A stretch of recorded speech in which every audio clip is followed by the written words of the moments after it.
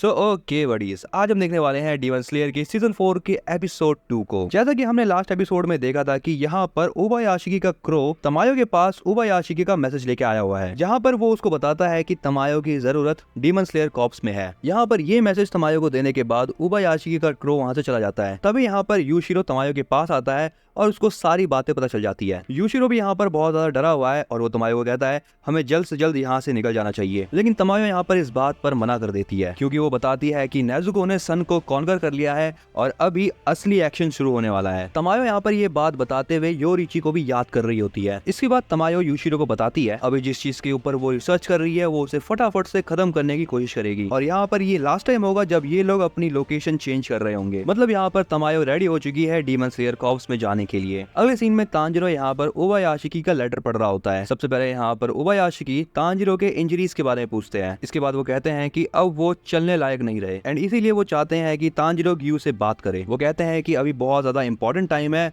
और उन्हें साथ रहने की बहुत ज्यादा जरूरत है। उबायाशिकी यहाँ पर चाहते हैं कि तांजिरो ग्यू को मना ले जो कि हमेशा अकेले रहता है एंड यहाँ पर तांजिरो भी रेडी हो जाता है ग्यू से बात करने के लिए। इसके बाद अगला सीन सुबह का होता है। यहाँ पर आओई तांजिरो से कहती है तुम इतने सुबह सुबह कहाँ जा रहे हो, क्या कहीं तुम हाशिरा ट्रेनिंग के अंदर तो नहीं जा रहे। तांजिरो बताता है हाशिरा ट्रेनिंग से पहले मुझे एक आदमी से बात करनी है। आओई कहती है ठीक है एंड ये कहने के बाद वो वहाँ से जाने लगती है। तभी यहाँ पर तांजिरो उसको रोक के कहता है क्या मैं तुमसे एक सवाल पूछ सकता हूँ। तांजिरो उससे पूछता है मान लो कोई बंदा अकेला है तो क्या करे कि वो अकेला ना रहे। आओई कहती है मुझे ज्यादा तो नहीं पता लेकिन मुझे लगता है कि उस पर्सन को चीयर अप करना चाहिए और अगर मैं उस पर्सन की जगह होती तो मैं अकेले रहना ही पसंद करती। इसके बाद आओई उससे पूछती है जिसे तुम मिलने जा रहे हो क्या वो एक ही बंदा है ना। तांजिरो कहता है हाँ वो एक ही है। इसके बाद अगले सीन में आओई तांजिरो को अपने साथ राइस बॉल्स ले जाने के लिए कहती है। तांजिरो राइस बॉल्स लेके बहुत खुश होता है और वो आओई को बाय बाय कहके चला जाता है। इसके बाद अगले सीन में यहाँ पर तांजिरो ग्यू के मेंशन के बाहर होता है जहाँ पर ग्यू अपने रूम में बैठा होता है और तांजिरो उसको बाहर से आवाज लगा रहा होता है। ग्यू को यहाँ पर किसी से भी नहीं मिलना था लेकिन तांजिरो यहाँ पर तब भी उसके घर में घुस जाता है। तांजिरो यहाँ पर आते ही ग्यू से बहुत सारी बातें करने लगता है और वो ये बताता है कि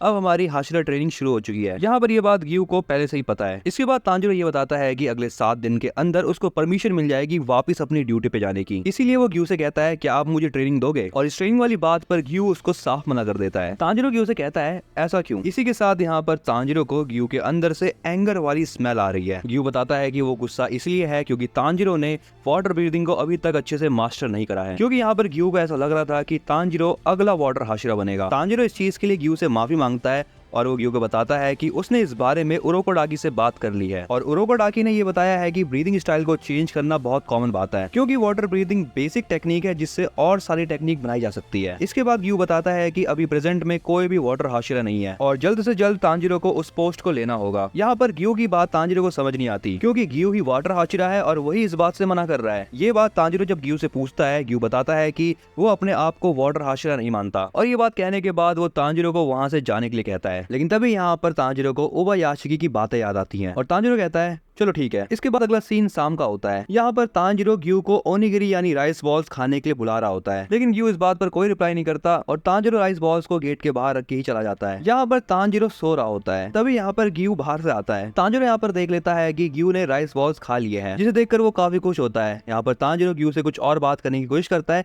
लेकिन ग्यू उससे पहले ही वहाँ से चला जाता है। लेकिन तांजिरो यहाँ पर तब भी हार नहीं मानता और वो ग्यू का रात भर पीछा करता है। इसके बाद अगला सीन सुबह का होता है। यहाँ पर फिर से तांजिरो ग्यू का पीछा नहीं छोड़ता। तांजिरो यहाँ पर ग्यू को ट्रेनिंग के अंदर लाना चाहता है लेकिन यहाँ पर ग्यू उसको इग्नोर कर रहा है और यहाँ पर ये चीज तांजिरो 3-4 दिन तक करता है। तांजिरो से परेशान होकर यहाँ पर ग्यू ये सोचता है कि अगर मैं इस लड़के से बात कर लूंगा तो शायद ये मेरा पीछा छोड़ देगा। इसीलिए अब यहाँ पर ग्यू तांजिरो को सब कुछ बताना चाहता है। ग्यू यहाँ पर तांजिरो को बताता है कि उसने एक्चुअली में कभी भी फाइनल सिलेक्शन को पार नहीं किया था। तांजिरो से कहता है क्या ये वही टेस्ट है जो माउंटेन पे हुआ करता है। ग्यू कहता है हाँ वही टेस्ट। आगे ग्यू ये बताता है कि जिस साल उसने ये टेस्ट दिया था उसी साल एक और लड़का था जिसने ये टेस्ट दिया था जिसकी फैमिली डीमंस के हाथों मारी गई। उस लड़के का नाम था साबिटो एंड ग्यू ने साबिटो के साथ ही वो टेस्ट दिया था। ग्यू बताता है कि जब वो 13 साल का था तब वो और साबिटो दोस्त बने थे क्योंकि वो दोनों ही अकेले थे और सेम उम्र के थे। ग्यू बताता है कि साबिटो बहुत ज्यादा काइंड पर्सन था लेकिन उस साल वो टेस्ट देते हुए मारा गया। ग्यू बताता है कि साबिटो ने उस साल उस माउंटेन के ऊपर जितने भी डीमंस थे सबको मार ही दिया था लेकिन तब भी सब पास हो गए, खाली वो रह गया। दूसरी तरफ ग्यू अपने पहले डीमन को ही मारते समय इंजर्ड हो गया था लेकिन साबिटो ने ही उस समय आकर ग्यू को बचाया था। साबिटो वहां पर आया और उसने अपनी वाटर ब्रीथिंग की 4th फॉर्म का यूज करके उस डीमन को मार दिया। तभी यहाँ पर साबिटो को एक बंदे की चिल्लाने की आवाज आती है। ये सुनते हुए यहाँ पर साबिटो ग्यू को बाकी लड़कों के साथ वहाँ पर छोड़ के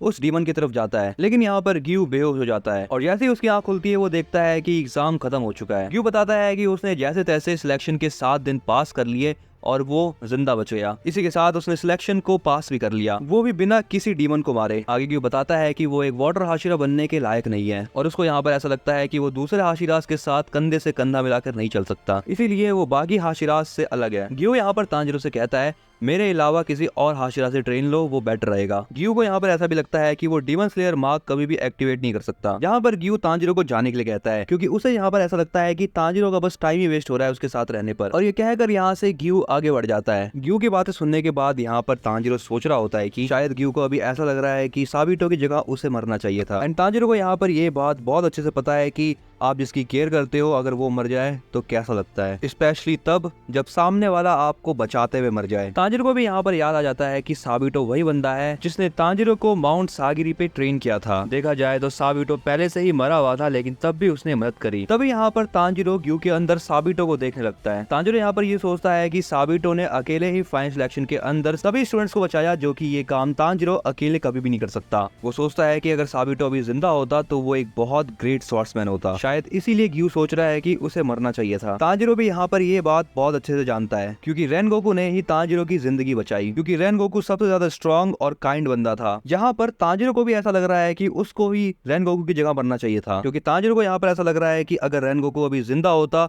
तो वो मुजान को मारने में सबसे ज्यादा मदद करता। लेकिन तांजिरो को यहाँ पर याद आता है कि रेनगोकू ने उसके ऊपर भरोसा करा है। तांजिरो यहाँ पर सोचता है कि वो ग्यू से क्या कहे जिससे ग्यू को अच्छा फील हो। अब ग्यू यहाँ पर माने या ना माने, लेकिन उसने बहुत ज्यादा ट्रेनिंग करी है एक हाशिरा बनने में और उसकी ये ट्रेनिंग बेकार नहीं गई। तभी यहाँ पर तांजिरो आगे चलता है और वो ग्यू से कुछ पूछना चाहता है, लेकिन ग्यू रुकता नहीं है। तांजिरो ग्यू से कहता है क्या आपको याद नहीं है कि साबिटो ने आपके ऊपर कितना भरोसा किया है। तांजिरो के मुंह से ये बात सुनने के बाद यहाँ पर ग्यू रुक जाता है और वो शॉक हो जाता है। यहाँ पर ग्यू को एक तेज हवा महसूस होती है और वो अपने लेफ्ट गाल पर अपना हाथ रखता है। इसके बाद हमें फिर से एक फ्लैशबैक दिखाया जाता है। यहाँ पर साबिटो ने ग्यू के लेफ्ट गाल पर एक चाटा मारा होता है। साबिटो यहाँ पर ग्यू के ऊपर गुस्सा है क्योंकि ग्यू यहाँ पर मरने की बातें कर रहा होता है। साबिटो ग्यू से कहता है अगर तुमने आज के बाद फिर से ये बकवास करी तो मैं तुम्हारा दोस्त नहीं। साबिटो ग्यू से कहता है तुम्हारी बहन की अगले दिन शादी होने वाली थी, लेकिन तब भी तुम्हारी बहन ने तुम्हें डीमन से छुपाया और तुम्हें बचाने की कोशिश करी, इसीलिए अपने बहन की डेथ की इस तरीके से डिसरिस्पेक्ट मत करो। तुम्हें जिंदा रहना ही होगा अपनी बहन के लिए जिसने तुम्हारे लिए अपनी लाइफ सैक्रिफाइस कर दी, इसीलिए कुछ भी हो जाए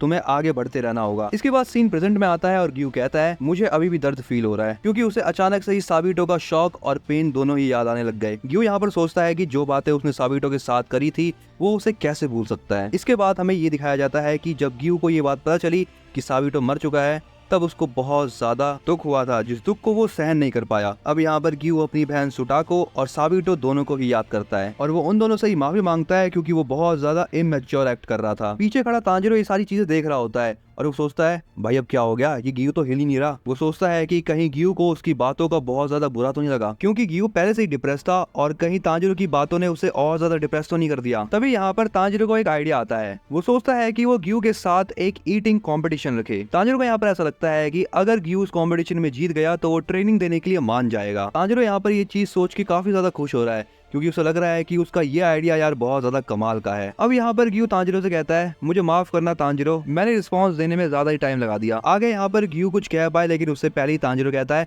हमें एक सोबा ईटिंग कंपटीशन रखना चाहिए। ग्यू भी यहाँ पर तांजिरो की बातें सुनने के बाद थोड़ा सा सोच में पड़ जाता है और अगले सीन में ये दोनों सोबा खा रहे होते हैं। यहाँ पर ग्यू तांजिरो से कहता है ट्रेनिंग के बारे में मैंने शिनोबू से कुछ नहीं सुना, क्या तुम्हें इस बारे में कुछ पता है। तांजिरो को भी यहाँ पर शिनोबू की ट्रेनिंग के बारे में कुछ भी नहीं पता। अगले सीन में यहाँ पर शिनोबू गुस्से में कहीं जा रही होती है। यहाँ पर शिनोबू अपनी बहन के ऑल्टर के सामने बैठ जाती है ताकि वो खुद को शांत कर पाए। वो यहाँ पर ये सोच रही होती है कि बस इमैच्योर लोग ही अपने इमोशंस को कंट्रोल नहीं कर पाते। वैसे ये बातें कहते हुए यहाँ पर शिनोबू को बहुत ज्यादा गुस्सा आ रहा होता है। तभी यहाँ पर कनाओ आती है और वो शिनोबू को बताती है कि अब वो विंड हाशिरा की ट्रेनिंग लेने के लिए जाने वाली है। इसके बाद वो शिनोबू से पूछती है क्या स्टोन हाशिरा की ट्रेनिंग के बाद क्या शिनोबू उसको ट्रेनिंग देगी। शिनोबू कहती है कि वो इस हाशिरा ट्रेनिंग में पार्टिसिपेट नहीं कर रही है। ये कहने के बाद वो कनाओ को अपने पास बुलाती है। शिनोबू के पास जाते ही यहाँ पर कनाओ शिनोबू से कहती है कि उसको शिनोबू के साथ ट्रेनिंग करनी है। शिनोबू यहाँ पर ये बात जान के बहुत खुश होती है और वो कनाओ से कहती है मुझे ये बात अच्छी लगी, कि अब तुम अपने इमोशंस को एक्सप्रेस कर पा रही हो और अब मुझे लगता है कि सही समय आ चुका है उस डीवन के बारे में बताने में जिसने हमारी बहन कनाए को मारा था। एंड इसी के साथ वो ये भी बताएगी कि